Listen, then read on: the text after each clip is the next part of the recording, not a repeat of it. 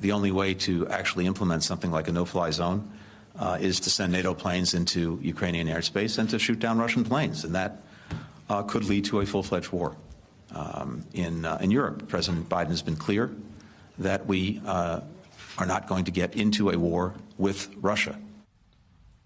Well, there you heard it. The world is watching Vladimir Putin ratchet up the savagery of his attacks across Ukraine. But in a vote late Friday afternoon, NATO shot down the idea of implementing a no-fly zone to slow down Russia's creeping invasion for exactly the reason you just heard Secretary Blinken explain. Because how can NATO enforce a no-fly zone without actually shooting down Russian planes that disobey it? I mean, talk about World War III. Joining me now to get into it is California Congressman Ted Lieu, who sits on both the House Judiciary and Foreign Affairs committees. And back with me is MSNBC contributor Malcolm Nance. As you just heard, he's the executive director of the Terror Asymmetrics Project and author of the great book, They Want to Kill Americans. Thank you both for being here. Congressman, I want to start with you. Is there a world in which NATO does enact a no-fly zone, or does enact a no-fly zone? And what does that look like if they do? Thank you, Tiffany, for your question. I previously served on active duty in the U.S. Air Force, and I know that our military and our allies can absolutely establish a no-fly zone and obliterate Russian forces, except for one monumental fact that we cannot overcome, which is that Russia owns more than half of the world's nuclear arsenal. It's because of that fact that we're not going to establish a no-fly zone.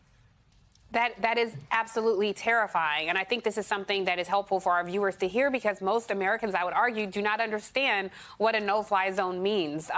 Ukrainian citizens' fierce resistance, coupled with Russian fuel shortages and other logistical shortcomings, Malcolm, have really slowed Russia's advance on Kyiv. But honestly, this wasn't enough to stop their advance. It looks like it's just slowing it down. So now that we've seen Russia increase their attacks just indiscriminately on citizens, media reports suggest that they're going to seriously step up attacks on more non-military targets. What do you think the Ukrainian people are facing next? And I mean, truly, how long will they be able to keep Putin at bay? Well, I think first we need to put this into tactical perspective, and that is that the operational plan as it was designed by the Russians was for 14 days. And we know that because we captured their plans. But the United States intelligence estimates for the city of Kyiv was 24 to 48 hours that it would be seized. And then they expanded that out to 7 days. The Ukrainians are fighting at a level no one ever expected. The actual movements that are taking place, ignore the one that's northwest of Kyiv. I think that's actually a convoy. They just don't know it yet, that they have already been killed. They can't make any forward progress whatsoever. But down in the south, all these advances, the land bridge through Melitopol, taking and surrounding Mariupol, trying to take Kharkiv, moving out through Sumy towards Chernihiv on the eastern flank.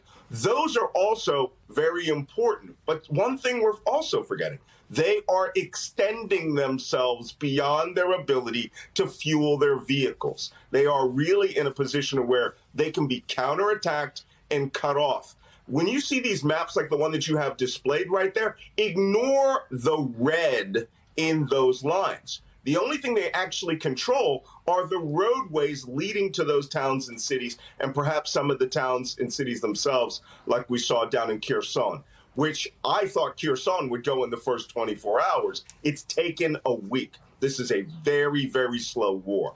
That being said, really quickly, no-fly zone? We don't need a no-fly zone because the Ukrainians have their own Air Force. And now we find that the European Union is providing a Lend-Lease program. Maybe we should just facilitate refueling, rearming, and allowing them to fly sorties on their own. Wow. Malcolm, you're kind of making the point of the military mantra that amateurs talk strategy and professionals talk logistics. I mean, you just walked us through logistics on how to confront some of this engagement. Congressman, I want to bring you back into the fold because what Malcolm is talking about is, you know, helping to dismantle, so to speak, some of the Russian advancement. What we're seeing, though, play out, Congressman, is Russia's military really seems ill-equipped to strike as quickly and as forcefully as I think Putin Putin would have liked to envision.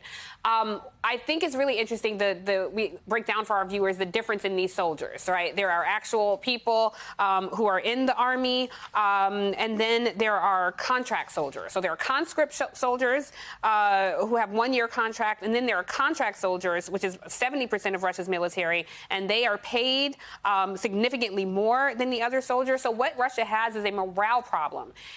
Given that, I know they're going to put a lot more mercenaries on the ground, but given that, is there any chance that the Ukrainian people can stand against this Russian advancement?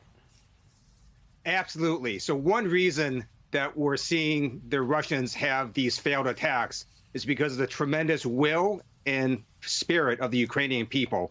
It is incredible and unbelievable to watch.